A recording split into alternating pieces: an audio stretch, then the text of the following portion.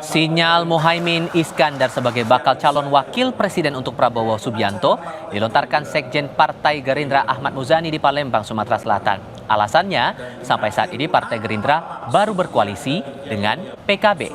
Pernyataan itu disampaikan Muzani usai pembekalan dari rapat koordinasi daerah DPD Partai Gerindra Sumatera Selatan.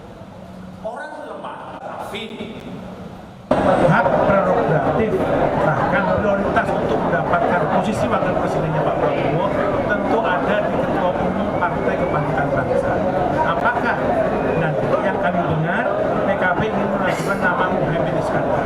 Sampai dari sisi itu kami bisa paham, karena itu kalau ditanya siapa, maka saya selalu mengatakan bahwa itu orang yang paling berhak namanya Muhaimin Iskandar.